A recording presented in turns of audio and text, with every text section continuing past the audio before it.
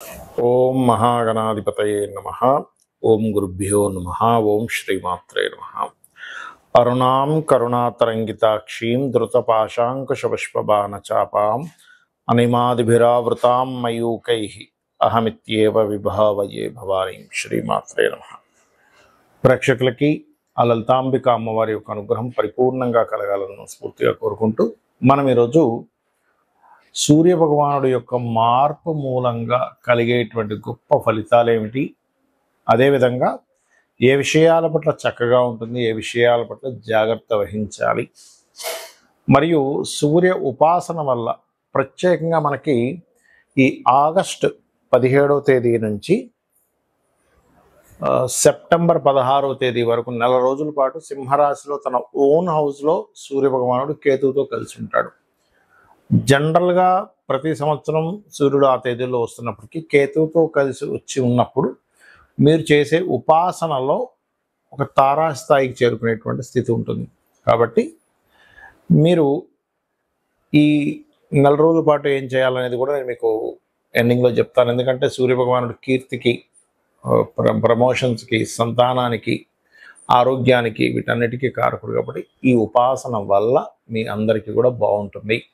అయితే ఈ విషయాలు చెప్తుంది నేనైనప్పటికీ కూడా చెప్పిస్తుంది మాత్రం సాక్షాత్ లలిత అమ్మవారిగా భావిస్తూ ఒక్కొక్క రాశి గురించి మనం తెలుసుకుందాం. వృశ్చిక లగ్నము, వృశ్చిక రాశి. వృశ్చిక వారికి చూసుకున్నట్లయితే దశమ స్థానంలో రవి. మీకు అంటే మీకు కానీ మీ యొక్క జీవిత భాగస్వామికి కానీ ప్రత్యేకంగా మీకు చేస్తున్నటువంటి ఉద్యోగంలో ఉన్నత స్థానానికి వెళ్ళడానికి గ్రహస్థితి అనుకూలిస్తుంది.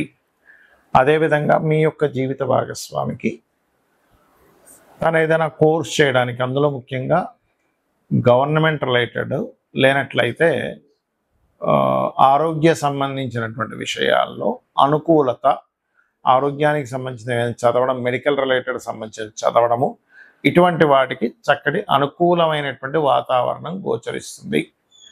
అలాగే మరొక విషయం ఏంటంటే ఇక్కడ ఈ దశమ స్థానంలో రవి ప్రమోషన్స్ ఇస్తుంది, ఉద్యోగ కొత్త అవకాశాలు ఇస్తుంది. గవర్నమెంట్ అండర్టేకింగ్, మెడికల్ రంగాల్లో లేనట్లయితే ఎనీ ఆరోగ్యానికి సంబంధించిన అక్కడ ఫలితాలు ఉంటాయి. మరి జాగ్రత్తలు ఏం తీసుకోవాలి, ఎటువంటి వాటికి ఇది సపోర్ట్ చేస్తుంది అంటే ఒక్కొక్కసారి అమ్మాలి భూమి అనుకుంటే మాత్రం అమ్మనిస్తుంది. ఇది మీకు, మీ జీవిత భాగస్వామికి కాదు. లేదా మీ పేరు మీద ఉన్నదాన్ని మీ జీవిత భాగస్వామికి షిఫ్ట్ చేయాలనుకునేటప్పుడు బాగుంటుంది. ముఖ్యంగా ధన యోగాన్ని, ధన ప్రాప్తిని, అలాగే వివాహం కోసం చేసే ప్రయత్నము, అప్పు లభించడము, ఇటువంటి వాటికి చాలా చాలా అనుకూలంగా ఉంది. అదే కాకుండా లగ్న షష్టమాధిపతి అయినటువంటి కుజుడు కూడా లాభస్థానంలో ఉన్నాడు. ఇది ఒక మంచి ఫలితం. కాకపోతే కాస్త మీరు ఏదైనా అగ్రిమెంట్స్ చేసేటప్పుడు కానీ, ఏదైనా మీడియేటింగ్గా ఉండేటువంటి కొన్ని విషయాలలో ఖచ్చితంగా జాగ్రత్త వహించండి. అయితే మీకు పంచమ స్థానంలో శని వక్రించాడు కాబట్టి కాస్త గురు శని గ్రహాల దగ్గర, గురు శని రాహు 3 గ్రహాల దగ్గర దీపారాధన చేయండి. ఎక్కువగా దక్షిణామూర్తి యొక్క ఆరాధన చేయండి. అన్ని విధాలా మీకు బాగుంటుంది. ఈ నెల రోజుల పాటు ఆగస్టు 17 నుంచి సెప్టెంబర్ 16వ తేదీ వరకు ఉన్నటువంటి సూర్యుడు న్యాచురల్గా 5th హౌస్లోకి ఎంటర్ అయినప్పుడు మనకి చెప్తూ ఉంటారు శాస్త్రాల్లో, సూర్యుడు నమస్కార ప్రియుడు అని. సాక్షాత్ సూర్యుడిలోనే అందరూ ఉన్నారని చెప్తుంది శాస్త్రం. అంటే ఎవరెవరు ఉన్నారు?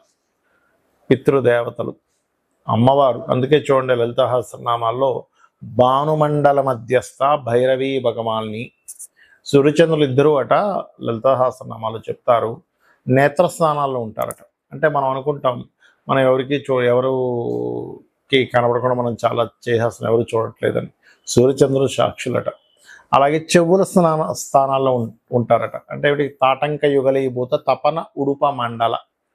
అదేవిధంగా స్తనములుగా ఈ లోకాలని పాలించాలిగా. సూర్యచంద్రుల వల్లేగా వర్షాలు పడుతున్నాయి, ఔషధం అవుతున్నాయి, పంటలు పండుతున్నాయి అంటే. కాబట్టి ఏంటి, అమ్మవారు తన చూపు చేత సూర్యచంద్రులు యొక్క సూర్యచంద్రుల సంబంధంతో ఉంటుంది. అన్నిటినీ చూస్తూ ఉంటుంది, అన్నిటినీ వింటూ ఉంటుంది, అన్నిటినీ పాలిస్తూ ఉంటుంది అంటుంటారు. కాబట్టి మీరు సూర్యచంద్ర ఆరాధన ఈజ్ ఈక్వల్ టు అమ్మవారి ఆరాధన. అందులో ముఖ్యంగా సూర్యుల్లో ఈశ్వరుడు ఉంటారు, నారాయణుడు ఉంటాడు, సప్త అంటే మహర్షులు ఉంటారు. అలాగే ఇక్కడ పితృదేవతలు, అప్సరసలు అందరూ ఉంటారట. అంటే ఒక్క సూర్య భగవాను కనుక ఆరాధిస్తే అనేక మంది దేవతలు, సకల కోటి దేవతలు అంటే సకల దేవతల యొక్క అనుగ్రహం మీకు కలుగుతుంది. దీంతో పాటు ఎవరైతే పర్టికులర్గా కొన్ని ఆటంకాలు కలుగుతున్నాయండి నాకు ప్రతి దాంట్లోని, ఎందుకంటే సూర్యుడితో కేతు ఉన్నాడు ఇక్కడ. ఈ సంవత్సరానికి అధిపతి కూడా సూర్యుడు అయ్యాడు, రాజ్యాధిపతి ఇలా అంటుంటారు కదా. రాజ్యాధిపతి సూర్యుడైనందుకు మెడికల్ రిలేటెడ్ పరంగా, అదేవిధంగా దేశానికి పేరు వచ్చేటువంటి విషయంలో, దేశ రాజకీయ వీటిల్లో కూడా కొంతమందికి మార్పులు చేర్పులు, ఎందుకంటే రవి అక్కడికి వచ్చి కేతు వచ్చాడు, అందుకని కొంత రాజకీయ పరంగా కొంతమంది మార్పులు. ఎందుకు ఇదంటే ఇది గోచార ఫలితాలు చూపిస్తున్నాయి ఇక్కడ. అదొకటి. కుజుడు ఇంతకాలము మీకు సూర్యుడు ఉండే రాశిలోనే ఉంటూ ఇప్పుడు కుజుడు ధనస్సులోకి, మనకి కన్యా రాశిలోకి వచ్చేసాడు. ఆ వచ్చేసి ధనస్సుని మీనాన్ని కూడా వీక్షిస్తున్నాడు ఆయన సప్తమ దృష్టితో, 4వ దృష్టితో. కాబట్టి ఇక్కడ ఏమవుతుంది అంటే క్లియర్గా ఇది భూముల యొక్క విలువలు పెరుగుతాయి, భూముల వల్ల కొంత వివాదాలు కూడా ఏర్పడతాయి, అలాగే కొంత ఈ భూకంపాలు కూడా రావడానికి ఎక్కువ స్కోప్ ఉంటుంది. కుజుడు ఎప్పుడైతే కన్యారాశిలోకి మనకి ఆల్మోస్ట్ జూలై ఎండింగ్ నుంచి స్టార్ట్ అవుతుంటుంది ఇది. కాకపోతే ఆగస్టు 17 నుంచి మనం ఈ చెప్పుకుంటున్నాం కాబట్టి ఆగస్టు 17 నుంచి వచ్చే ఫలితాలు కాబట్టి సూర్యుడికి సంబంధించినవి అవి. అయితే ఈ భూముల రేట్లు పెరగడం, ఈ రవి ఓన్ హౌస్లోకి వచ్చినందుకు దేశకాల మాన పరిస్థితుల్లో ఒక ఆరోగ్యానికి ఒక పెద్దపీట వేయడం, అలాగే ఇందాక నేను చెప్పినట్టుగా ఈ రాజకీయ మార్పులు కానివ్వండి, పేరు ప్రఖ్యాతలు రావడం కానివ్వండి, వీటన్నిటితో పాటు ప్రత్యేకంగా ఈ గురువు కూడా ఎగ్జాల్ట్ అవుతున్నాడు. అంటే రవికి అటు గురువు ఇటు కుజుడు వస్తున్నాడు గోచారంలో. అప్పుడు గురువు ఎప్పుడైనా వెనకాతలు ఉన్నప్పుడు, అది కూడా కర్కాటక రాశిలో ఉండి రవి అక్కడ ఉన్నప్పుడు ఏమవుతుందంటే కొంచెం బంగారం ధరల విషయంలో కూడా కొంచెం పెరిగి, ఆ సూర్యుడు అక్కడ ఉన్నంత కాలము పెరిగి తర్వాత మళ్ళీ ఆగుతుంది ఉట్టి కేతు అక్కడ ఉన్నప్పుడు. సిల్వర్ కూడా పెరుగుతుంది అక్టోబర్, నవంబర్, డిసెంబర్ మాసాల్లో. మళ్ళీ నెక్స్ట్ ఇయర్ మే నుంచి ఇంకా బాగా పెరుగుతుంది సిల్వర్ రేట్ కూడా. సో ఇక్కడ ఏంటంటే ఇవి పెరగడము, అదేవిధంగా కుజుడు ప్రత్యేకంగా ఈ సంవత్సరానికి అధిపతి, సైన్యాధిపతి కుజుడైన మన బుధుడైనందుకు ఇక్కడ ఏమవుతుందంటే కుజుడు కన్యారాశిలోకి ఎంటర్ అయినందుకు దాదాపుగా ఒక 20 దేశాల నుంచి మన దేశానికి ఆయుధాలని సరఫరా చేయమని, ఇప్పుడు కాదు ఆల్మోస్ట్ మీకు మిథునంలోకి ఎంటర్ అయినప్పుడే ఇచ్చేస్తాడు. అది అంటే ఒక 3 నెలలు 4 నెలల క్రితమే ఇచ్చేస్తాడు. ఇప్పుడు ఇంకొంచెం అది ఇంకా స్ట్రాంగ్గా రావడం, తద్వారా దేశం యొక్క ఆర్థిక వ్యవస్థ ఇంకాస్త బలపడడం అనేటువంటిది జరగనుంది. ఇక ఈ సూర్య ఉపాసన చేసేటువంటి ఈ 4 రోజుల పాటు తీసుకోవాల్సిన ముఖ్యమైన జాగ్రత్తలు ఏమిటి అంటే, మనం ఒకటి సిద్ధించాలి అంటే కొన్ని పాటించాలండి. ఎందుకు మనం జిమ్కి వెళ్తాము, జిమ్కి వెళ్ళినప్పుడు జిమ్ ట్రైనర్ ఏం చెప్తాడు, బాబు నువ్వు ఈ ఫుడ్స్ తిను, ఈ ఫుడ్స్ తినకు అని చెప్తాడు. ఒక ఆయుర్వేదం వాడుతున్నాము, నువ్వు పలానా ఐటమ్స్ పక్కకు పెట్టి, లేకపోతే షుగర్ రివర్సల్ ప్రోగ్రామ్ చేస్తున్నాము, ఇవి తినకండి ఇవి తినండి అని చెప్తున్నాం.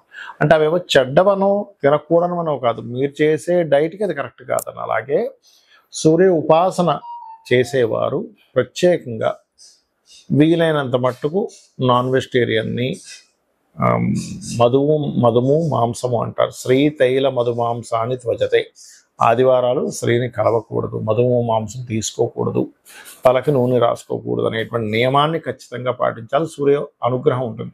సూర్య అనుగ్రహం కనుక మీకు పరిపూర్ణంగా వచ్చింది అంటే ఒక్కసారి మీరు సూర్యుడి ముందు ఇలా నమస్కరించుకొని మీ క్వశ్చన్ అడిగితే మీకు చెవుల్లో అతని యొక్క ఆన్సర్ వినిపిస్తుంది స్పష్టంగా. అది ఎవరికైనా, నాకు మీకు అందరికీ వినిపిస్తుంది అది. అలాగే ఆరోగ్యానికి ఆరోగ్యం ఉంటుంది, పేరుకు పేరు. చాలామంది చూడండి, ఏమిటోనండి పేరు రావట్లేదు, మా ఆఫీస్లో నా క్రెడిట్ అంతా పక్కలు కొట్టేస్తున్నారంట. అలా కాకుండా మీకు పేరుకి పేరు వస్తుంది. అదేవిధంగా పితృదేవతల అనుగ్రహం కలుగుతుంది. మరియు రాజకీయ పరంగా కూడా చక్కటి స్టేజ్కి వెళ్ళడం జరుగుతుంది.